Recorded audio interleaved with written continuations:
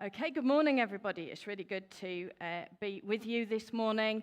As Mel said, my name is Sarah. I am part of the leadership team here at Life Church Manchester, and I am married to Mark, and I have 3 children, 3 grown-up children, and 2 grandchildren. No, it's supposed to be no way. You're not all... Oh, that's true friendship, Alistair Cuttridge. Now, I say that at school, and every time I think pupils are going to go, no, miss, you're not old enough to have grandchildren. And every time they go, oh, never mind. Anyway, the series we are in at the moment is called Why Jesus? And as we approach Easter, we want to, as a church, look at Jesus, to discover him for the first time or even for the 1000th time.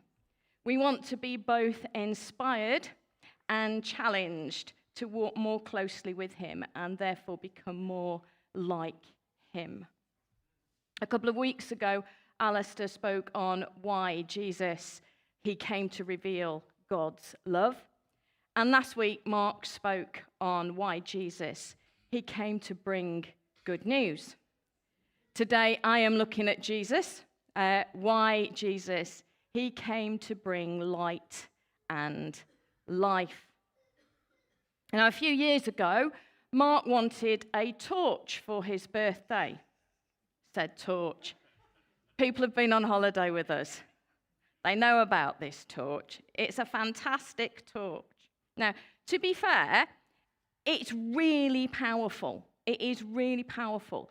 But you only really get an idea as to how powerful the torch is when it's dark. Otherwise, to be honest, you can't really tell how powerful this torch is. But it is. And one of our favourite places to go on holiday is here down in Cornwall. And to be honest, we don't take pictures of here when it's nighttime. This is as good as I could get. But you can perhaps get the idea that when it gets dark, it gets really dark in rural Cornwall. And that is when the torch comes out. You know, it's really reassuring when you've got a torch and you're trying to find your way in the dark. It's a really reassuring thing. But you know what? When you are nice and happily in the dark and somebody from a balcony shines a torch on you, you feel slightly exposed. And let me tell you that sound travels really well in rural Cornwall as well.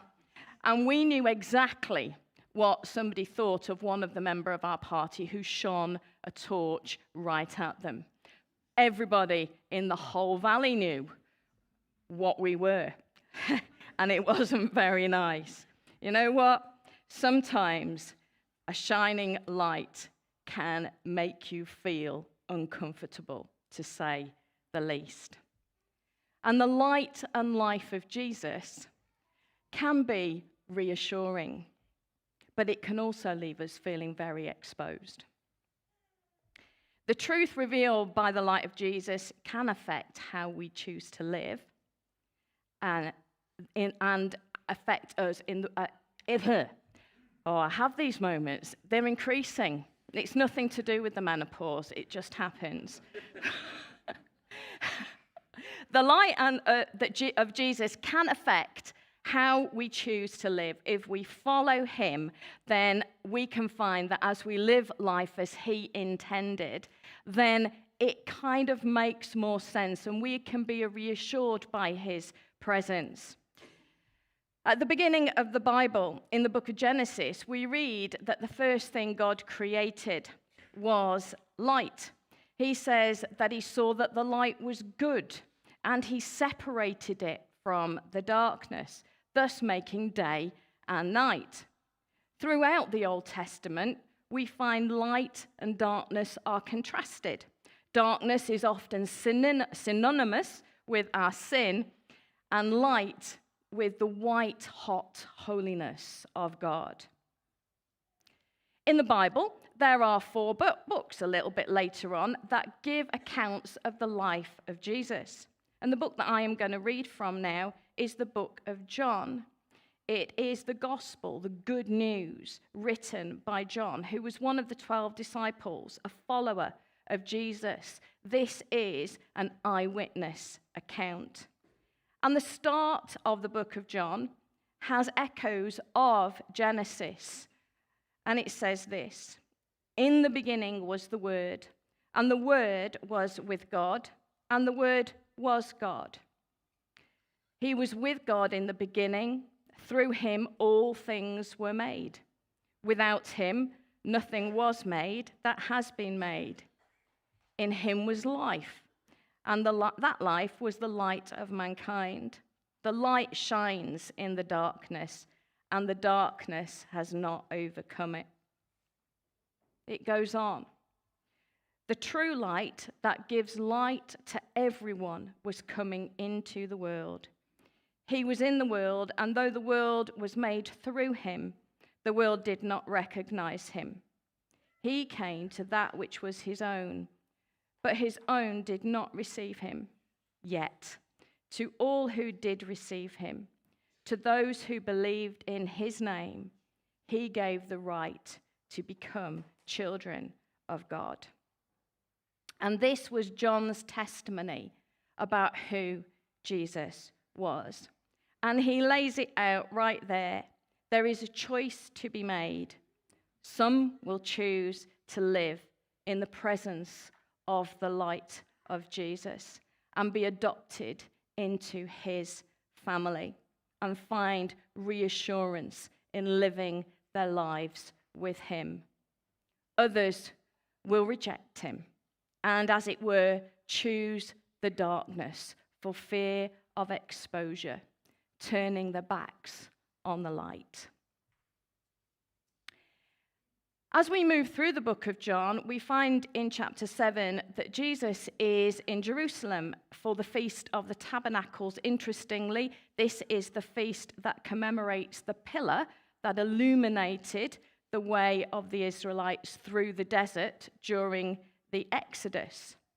And he is teaching in the temple courts when he says the following words about himself: "I am the light of the world. Whoever follows me will not walk in darkness, but will have the light of life." Jesus is underlining that the life that he has, the life that he shares with those who follow him, gives them light. And what that means is he will guide them. He will give them spiritual guidance and understanding. He will lead them through whatever life has to bring if they choose to follow him and put their trust in him. And this morning, I'm just going to look at 3 aspects of when we can experience real change as Jesus brings his light into our life. There's much more I could say, but I've gone for these 3. And the first one is that the light of Jesus brings clarity. I remember back in 1989, okay, I had just become a Christian. And I've made the decision to follow Jesus. And it was like suddenly everything looked different. I saw things that I hadn't seen before. I read the Bible, and it made sense. The world seemed to be in sharper focus. I could make more sense of what was going on in my own life and in the life of those people around me. It was like a light bulb had been shone into a kind of dimly lit area, and now what had been a little bit fuzzy was now really clear to me. That was Jesus, light of the world. And as I talk to people about their faith journey, often the journey will include phrases like, "It was as though the preacher was speaking directly to me. It was as though the words written in the Bible were just for me. They leapt off the page. I read something, I saw something, I heard something. I felt as though there was this amazing coincidence. Now, if you're here this morning and you haven't yet chosen to follow Jesus, if you wouldn't call yourself a Christian, maybe you just recognize some of what I've said, that there are times when you just think, whoa, what is this? Things just seem to be a little bit too coincidental. Oh, I've just seen something I've never seen before. It's Jesus. It's the light of the world.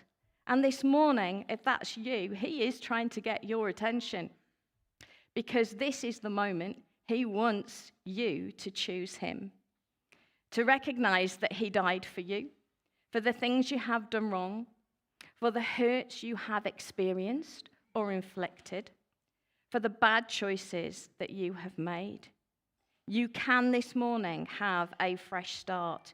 You can ask for and receive his forgiveness. As Mark said last week, you can press reset and do the rest of your life with him as your guide, and being confident that at the end of this life, the best is yet to come. And many of us here have made that decision at some point along the way. And if you would like to find out more about that, or if you want to make that decision this morning, then please come and speak to me after I have spoken, not right now. Please, during the meeting or afterwards, or go to our prayer team. Take some time to talk this through, to think this through. There is a choice to make. The second thing I want to look at is that the light of Jesus brings freedom. The thing about light is, and as a scientist, I wouldn't call myself a physicist, so I don't really get it, okay? The thing about light is, wherever light is, dark can't be there. You know, you can't have light and dark in the same place. Now, it's a truth, and I have to be honest, when I go away, you're going to discover something about me that possibly is a little bit weird. When we go and stay in a hotel, okay, I really struggle with artificial light when everything should be dark, okay? So I can't cope with it. If we turn the lights off in our hotel room and the hallway light shines into our room, I will go out and prowl the corridors looking for a light switch to turn off. I do it. And then if I can't find the light switch to turn off, I shut the door and I jam pillows and towels round the door frame.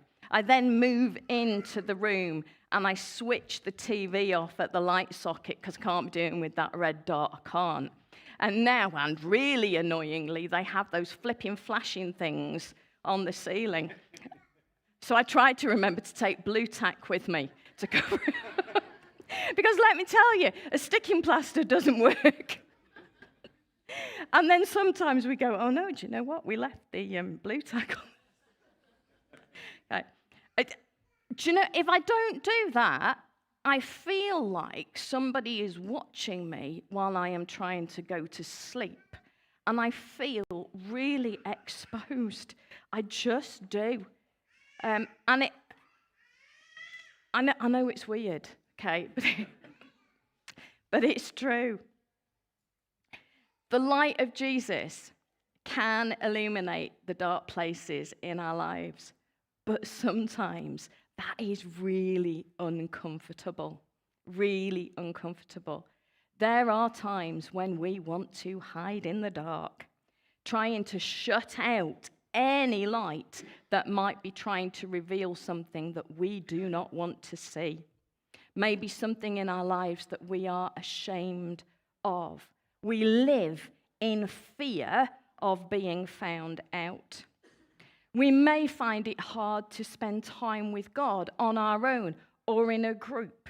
We may find it harder to spend time with Christians. We pull away from people because of the shame that we are carrying for something we have done, we are doing, or we are planning to do. We simply don't want to face that truth and see God's light shine on it. But honestly, and this is not a revelation from God, okay? Honestly, he knows, okay? And if we're honest, we know he knows.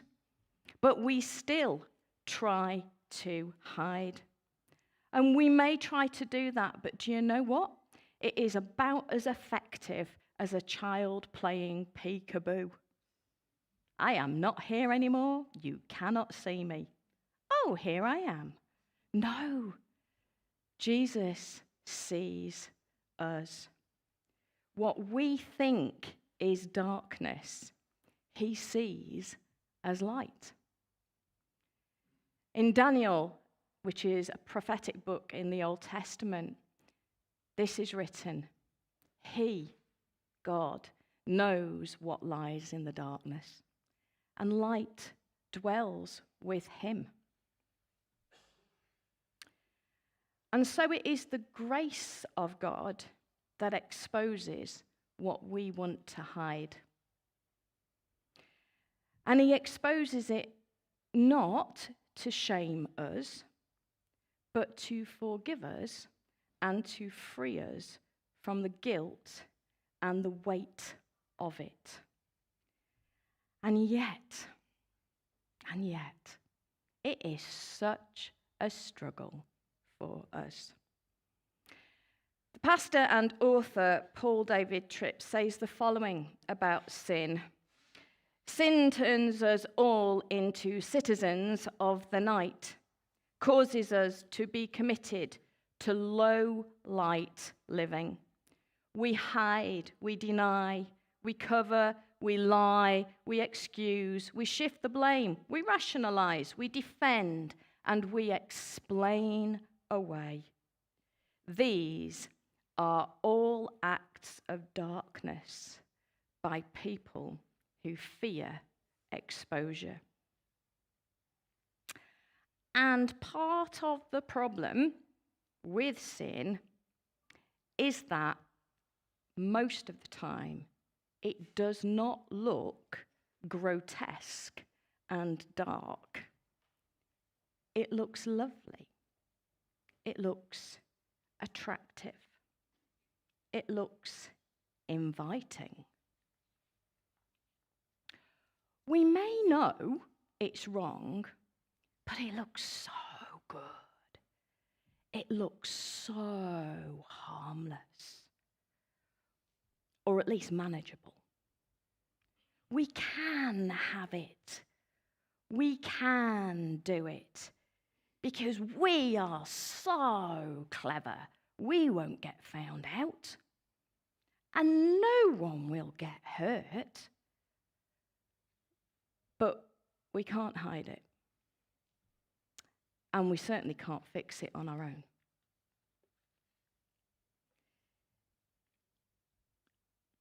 But there we have it.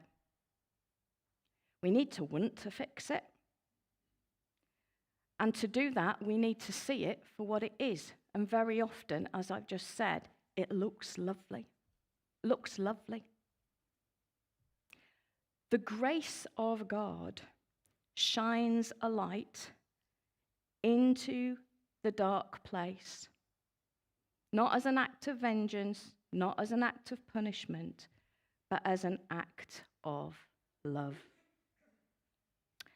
I have learned over the years, and it's taken me many years, and I'm getting better at it, but I'm not brilliant.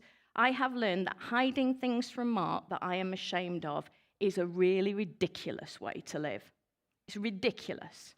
It causes distance, it causes tension, it causes difficulty between us. I find I obsess over the issue. I spend loads of energy trying to work out how to fix it or minimize it. As time goes on, I can begin to feel physically ill with anxiety. Whatever the issue is, it becomes huge, all-consuming and massive between us. And here is the really ridiculous thing.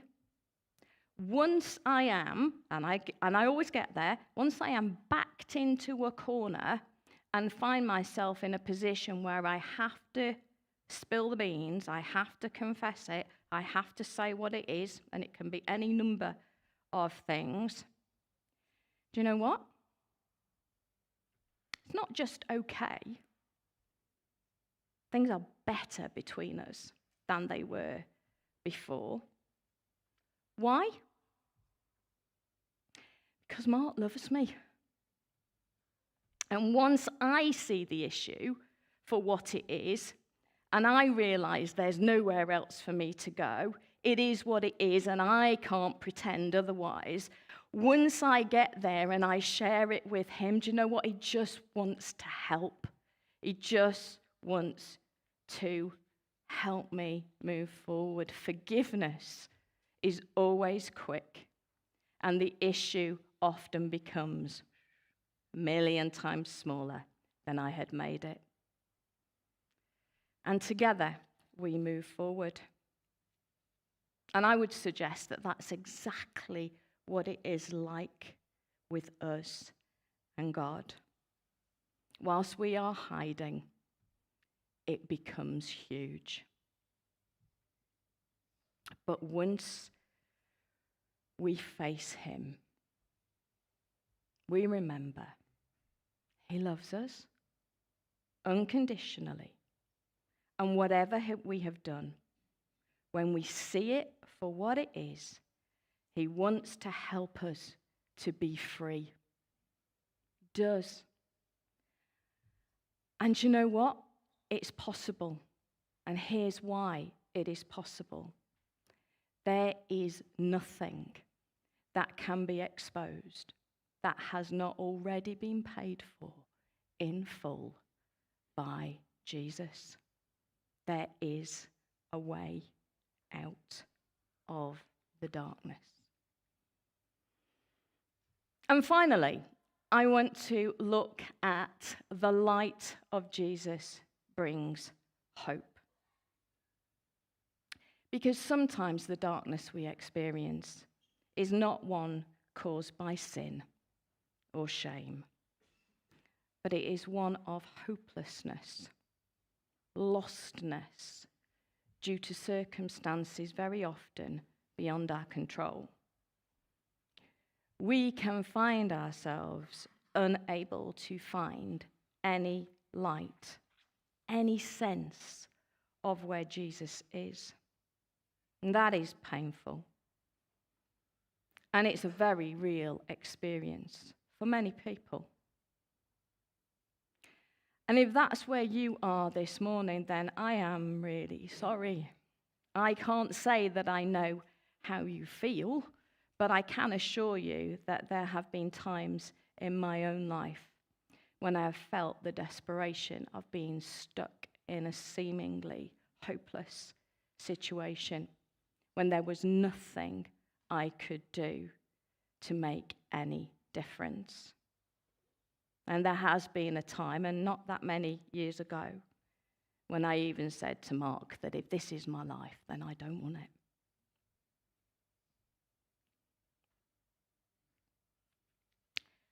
In the first passage that I read, these words really stood out for me as I reflected on them. The light shines in the darkness, and the darkness has not overcome it. This suggests that although where Jesus is, where the light is, there is brightness, nevertheless, there is still darkness around. The darkness is still there, and I find that reassuring because you look at life and you can see darkness. So it tells me that it's possible to know Jesus, the light of the world, and still experience darkness. But our great hope is that in the darkness, there is a light to be found, and that the darkness will never completely overcome the light. Jesus is light. It is his nature. It is who he is. So when our life is dark, we need to pursue his life, which is light, and he will lead us through the darkness. And as we draw closer to him, the light gets brighter. And I wonder, as I just kind of give this last illustration, whether the band would like to begin to make their way up. There is in the night sky, on a clear night, which happens sometimes around here, a constellation called Orion. And in the constellation Orion, there is a star that is called Betelgeuse. And there it is. There's Betelgeuse. I bet you couldn't find it in there. Little tiny dot of light. And it looks like a dot because it's such a long way away from us. Such a long way away. This is how big Betelgeuse is in comparison to our sun. Can you see there, right at the bottom? Our sun is hidden by, it's tiny. It's a pinprick. It's a pinprick. And we think our sun is quite big. Well, most of us think our sun is quite big. But Betelgeuse is massive. It's just a question of how close you are to it, as to how big it appears. And so can I suggest that if life feels dark, that you look for the glimmer that is Jesus and you move in his direction. And I know that sounds pat and trite if you're really struggling at the moment, but I have to tell you that when I come to the end of myself, as I often do, for one reason or another, I have never known Jesus to fail me. Never, ever. I have tried all kinds of ways to fix things myself, to find my way out of hopeless situations. But in the end, this is what it comes back to. And if I ever were to have a tattoo, this is what it would say. Lord, and this was Simon Peter speaking to Jesus, to whom shall we go? You have the words of eternal life. There is no other light that can make a difference. There is only Jesus that can make a way in the darkness. He is the answer, and he loves us enough to have died for us, so that nothing we have done can ever take us so far away from him that we cannot find our way back to him. So this morning, if you are in need of clarity, of freedom, or of hope, then the answer to the question, why Jesus, is because he is light and he is life. Amen.